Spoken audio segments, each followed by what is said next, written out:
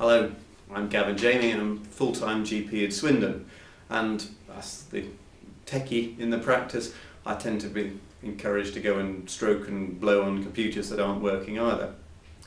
The other thing I do, which is probably more unusual, is I run the QOF database website. This is the website that lists all the QOF achievements for all the practices in Scotland, England, Northern Ireland and Wales. Probably explain a little bit how I got into that. Initially, it was to stop other people doing it. I was alarmed at the thought of league tables based on points. Points are a fairly rotten way of comparing practices. They're a necessary part of the system because we have to convert achievement to cash somehow, but I was much more interested in how the achievement varied. The site is deliberately not mentions points at all, so you can't actually do that comparison. Of course, that was a very early data set. It was probably the first data set that covered all the practices in the UK, but we're seeing more and more data at the moment. And I'm getting more involved in that in my latest role, which is working as part of the prototype for the local consortium. One of the things we're doing there is we're looking at the QIP agenda, how to make, frankly, savings. The information that we're looking at that, I'd always assumed there was a great well of information at the PCT, a great iceberg of information with the tiny bit that we saw above the surface.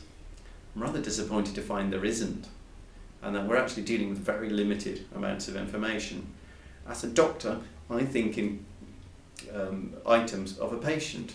As people point to an expensive admission, well I go, right, well what happened? What's the context? Who did they see before they went in? And it's very difficult to match all this together at the moment. Of course, we're going to have to start doing that. The QOF changes have been announced fairly recently, and almost 100 points are about looking at emergency admissions, looking at referrals, and looking at prescribing, which is another area where data is not terribly forthcoming in a terribly useful format. It's going to be interesting to see how this pans out over the next few months. I have ideas for how I do it, but whether I quite have the time to take it to anything more than a prototype is going to be interesting. But what we can certainly expect to see is big changes. The information systems at the moment are all geared towards PCTs, but if we're expecting practices to start looking at it, we're going to need whole new systems. I'm quite excited at the changes that are going to happen over the next few months, and certainly in terms of informatics. I think we can improve things, even with cuts going on round us. I think cuts are inevitable, but if we can improve things at the same time, we can at least help to cushion that blow.